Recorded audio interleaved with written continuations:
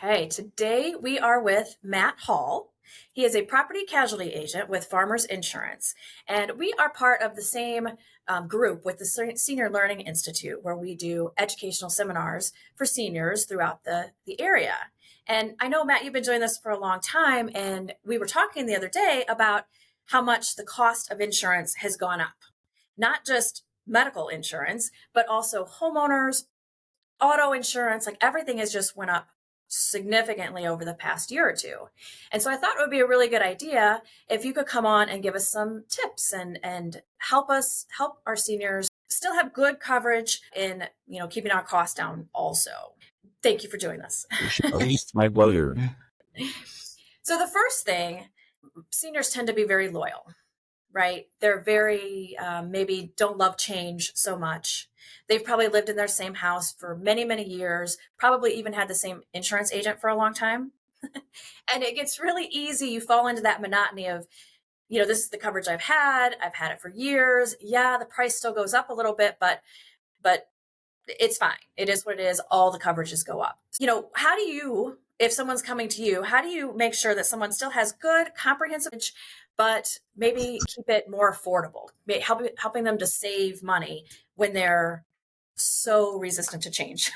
Sure. The first thing that I like to do is really educate, and that includes educating myself on the person that I'm speaking with, but educate them on really what's kind of going on in the market. Really, ever since COVID, the insurance industry has been in just such an absolute disruption. I like to refer to it as chaos.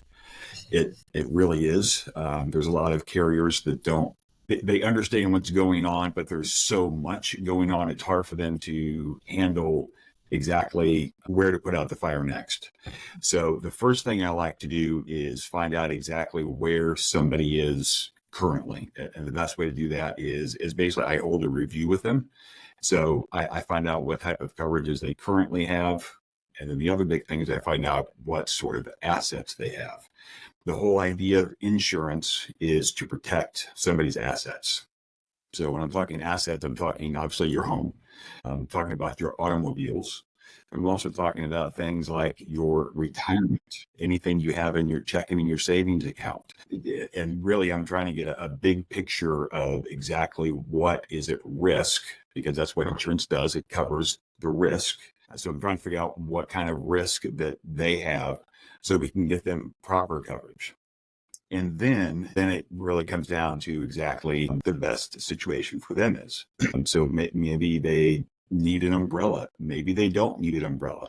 Maybe they have, $20,000 sitting in their checking account and they can live with some higher deductibles to help keep their rate down and things of that nature. So there's a lot of things that we do just in the initial meeting, just to educate, like I said, not only myself, but also them. And then once we figure out exactly what it is that we have currently, then we start looking at other options. Okay. So, as we get older, right, we tend to have more accidents, right? And I know that people, they maintain their houses really well, right? Seniors typically, they maintain their houses really well. They've probably moved all the rugs out and all the clutter out and that kind of stuff. But you still have that, opportunity, I guess, to fall or to have an accident. Is that where, I always think about it from a medical perspective with their Medicare insurance. Are you covered if you go to the hospital? Right. But is that where the liability insurance part of your homeowners comes in? Or is there any kind of, what happens if you fall or if somebody else falls on your property? Right. So the key thing about liability insurance is fault, right? So, and that's usually dealing with other people. So think of guests, strangers. The classic example is if you don't shovel your driveway and then somebody slips and falls while they're walking on the sidewalk, whose fault is it? Right? Who makes the driveway so that if somebody does get hurt on it, and there's going to be a determination of fault to find out exactly who's going to pay for whatever damages. So that's what the liability is. And what you were referring to, if the homeowner that trips on the rug, that's going to be more of their own personal medical coverage. Because like with homeowners insurance, you can't sue yourself. So that's the downfall of that. So that's why you want to make sure that you have like we were saying before. And it's really a big picture thing. You want to make sure that you got your medical part covered, and then also the liability part, which is going to be the homeowners and the auto insurance. So if you have somebody come over and clean your gutters because you can't do that anymore, or mow your grass as a homeowner, a senior homeowner, how do you protect yourself? The first thing I would recommend, and this is big, and this it can get I don't want to say tricky, but it can almost be misleading. One, I would vet that person very well. And so I would ask for your friends and family member, maybe a chamber of commerce, somebody that you know and trust. Who would you recommend to do this service for me? Once you have that laid down and you start interviewing people, the first thing that I would ask them personally, I would see your insurance certificate. So the person that's going to be doing that, they're going to have their own insurance, so that if they fall, they're not going to sue you of something that happened that was their fault. So by having their own insurance, and when I mean own insurance, not only their own liability coverage, but hopefully their own workers' comp coverage. Because that there's a difference between the liability and the workers' compensation coverage. I would ask for that certificate, and then I would also ask them to, once you decide on them, make sure that they have what is called the certificate of insurance, with you as the homeowner listed as the additional insured. And it's going to be in the lower left-hand corner of that certificate, where your name, your home address is going to be listed right there. And that does two things. One, it makes sure that their insurance is current, because there's a lot of fly-by-night operators out there that will buy insurance for a day so they can get their certificate, and then that's what they hand out. Well, if they're only buying it for a day, guess what? If they have an accident a week later, there's no coverage. And so who's going to be at fault? The homeowner. So make sure that they have the your name and address listed there as the additional insured. And then the other thing that does is it makes sure that the coverages are going to be proper. Like, you're going to actually see the limits that are on there.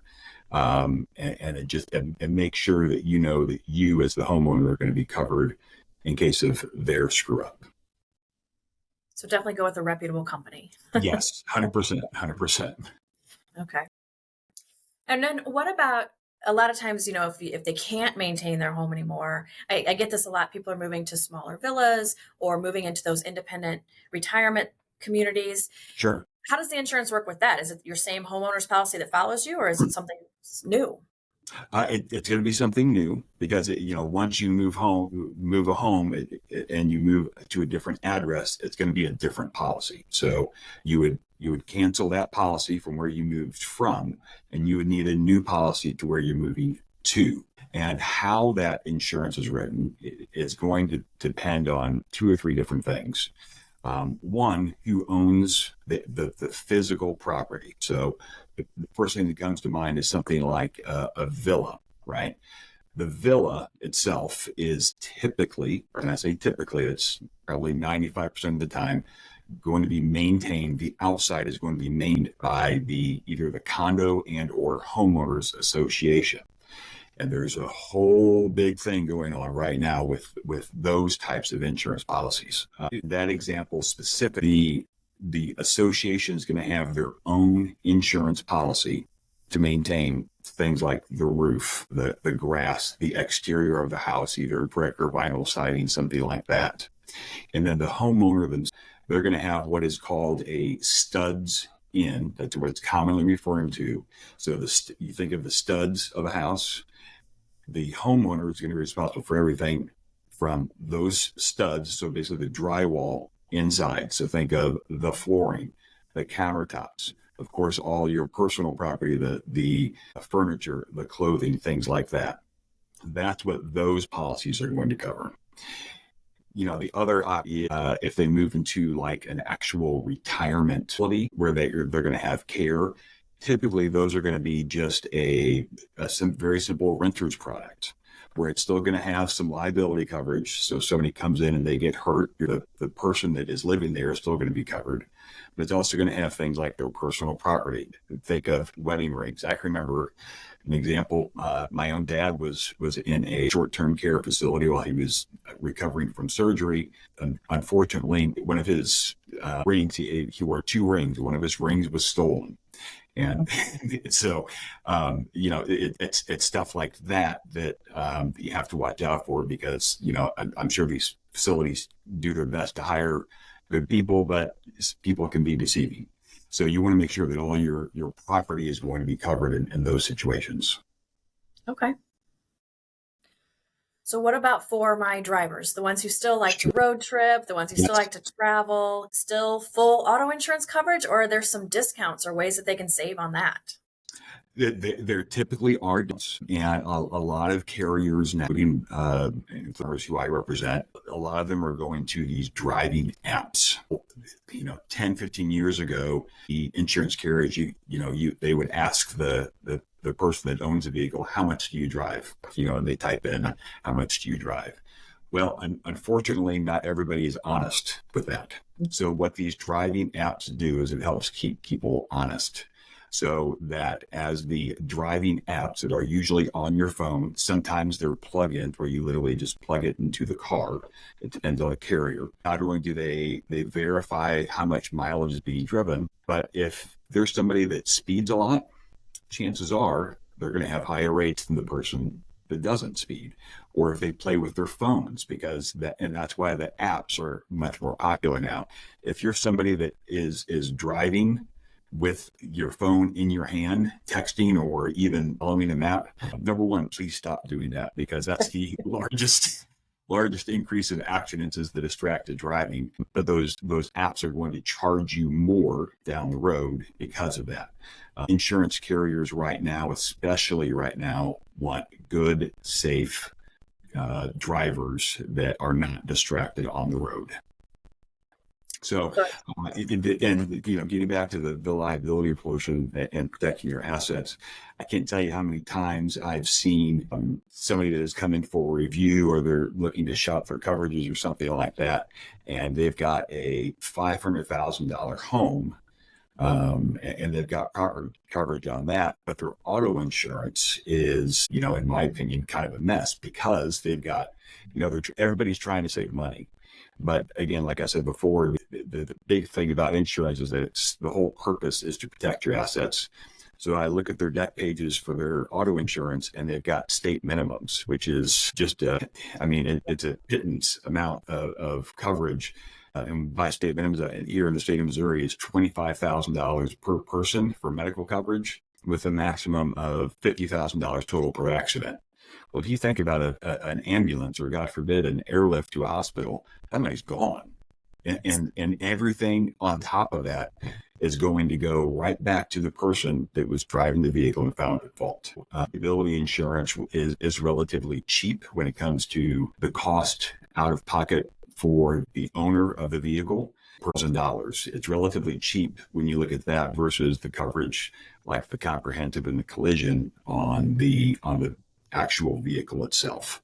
So I would always recommend getting the higher limits of liability, because to go from, say, 25,000, 50,000, even up to the next level of 50,000, 100,000, which I still think is too low nowadays. You're probably talking about $20 over 6 months. I mean, it really is not that expensive. Yeah. Okay. Is this the time when seniors should pick up like roadside assistance? And are there any other things that would be beneficial to them that we may not have on our policies when we're younger? Possibly. Well, a lot of people will have, AAA. AAA has always really been the gold standard, and that's going to be something separate, a separate policy that they get through them, or basically like an assistance plan that they get through them.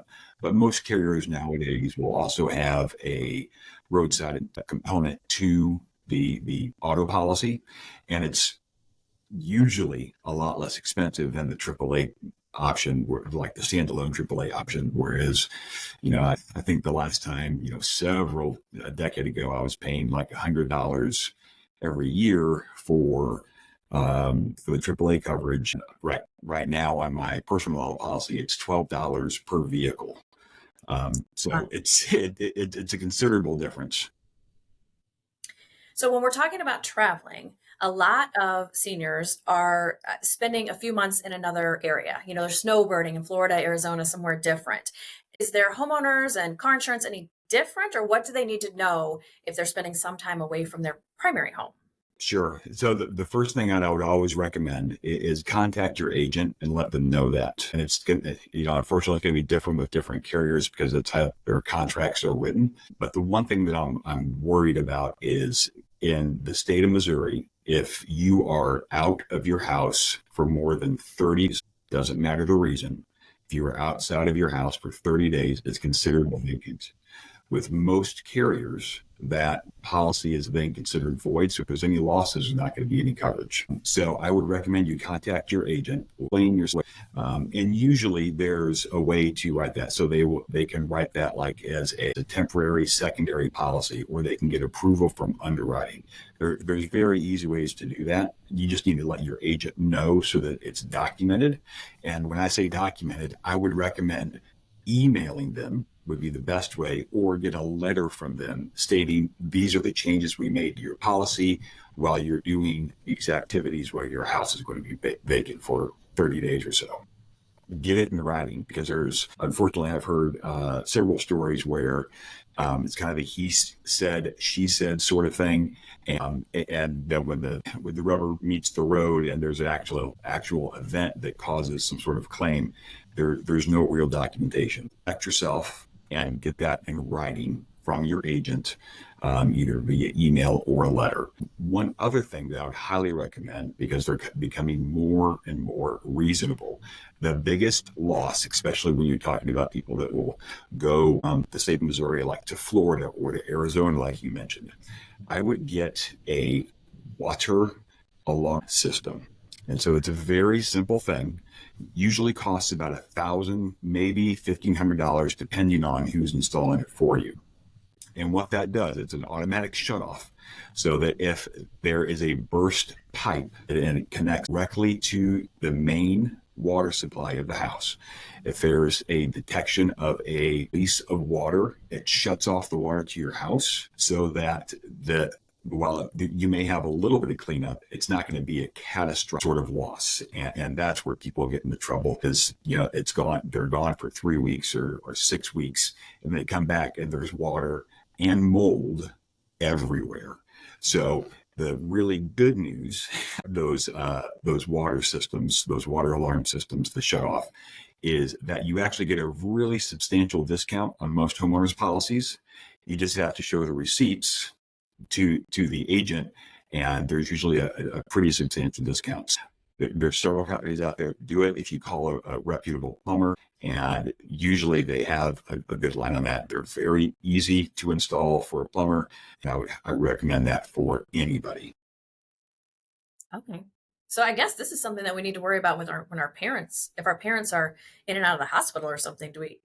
Most people think you can just check on the house and it's okay. Is this something Sure. that we need to think about? Well, again, I would cut, because every carrier is going to be a little bit different, it just in the wording of their contract. So I would call your agent, or have your parents call their agent, or if they're unable to because they're in the hospital, call them and let them know what's going on. Just like I said, get it in writing, because they're going to know their contracts best, and they'll be able to advise you exactly how to handle that situation, so that there is continuous coverage on the home in the worst case scenario. Okay. Are there anything else that seniors should have or not have? Any other advice or tips you have for them? Sure. And it's very much going to depend on the individual, really their comfort level. But one of the things that I've been talking about with my clients over the last couple of years, especially, is I would always recommend, if you're looking to save money on your premiums, I would always recommend going with a higher deductible, not only on the auto, but on the home. And the reason I like that, because it gives you like an immediate savings on either one of your insurance products. Sure, you as the owner are assuming a little bit more risks. For the vast majority of people out there, $500 for your comprehensive and collision is probably standard. But I've been really pushing people now to look at $1,000 or even $1,000 deductibles. And the reason being is, especially people that are in the senior citizen range, they typically have a little bit more savings than the average 20-year-old or 30-year-old. They can absorb these losses a little bit easier. And while it's still a pain, they have to pay that out. But when you consider that it's going to save you like $200 or $300 a year by raising those deductibles, I would personally rather take those guaranteed savings with the higher deductibles than the what if and if I have to file a claim. So that would be the first thing that I would look at. The absolute last thing I would look at would be reducing coverages, especially on the liability portion, because that, if you don't have comprehensive and collision, say on your vehicle, and you have to replace your vehicle, it's financially going to set you back for a few months, maybe even a couple of years. But if you don't have enough liability coverage, that's what bankrupts people, because then you're talking tens, if not hundreds, if not millions of dollars worth of coverage. I have one additional question. We sell a lot of United Healthcare, Medicare supplements, and Medicare Advantage plans, and they always say that there's an AARP Smart Driver discount. Yes. There is, and is it worth it? So the AARP has partnered with a company called the Hartford. So the Hartford is another insurance carrier, and yes, they do have pretty decent rates. And I don't know if I want this necessarily to go on the record, but the Hartford has had some major underwriting losses over the last couple of years, just like every carrier. But the Hartford, unfortunately, has taken a bigger hit than others. I think if people do have that discount's going to be less and less appealing. But yes, that is available if they go to, I think it's just the AARP. There's usually a link on there for the Hartford. I've got, several customers that as they got to, join AARP, they switched over to them, and some of them switched back and others haven't. But yeah, it is a decent discount program for seniors, but it's going to be, I think, less and less over the next couple of years just because of their losses. Okay. Well, I really think people need to have all the options, and the more they know about their options, the more educated they are about the different things that they have, available to them, the better decisions they can make. So I'm really glad that you gave us some tips and some things Sure. Today. If people don't have an agent or they want to know more, how can they reach you? But the phone is probably the easiest because there's a lot of times when I'm doing things like the marketing with you, and I'm not necessarily always at the office, but fortunately I've got staff. I've got 5 staff members here. You can always reach me by phone, which is going to be 636-410-7633. I'm also available by email, which is going to be mhall@farmersagent.com. And then, of course, you can also just find me on the website. If you just Google Matt Hall, Farmers Insurance, you can find me. And like I said, if I'm not here, then one of my staff members can help you out because I trained them all. Okay. Thank you. And I do see you out doing a lot of things in the community too. So that's a great, Yes. I love that you're part of that too. So thank you. You're very welcome. Thank you.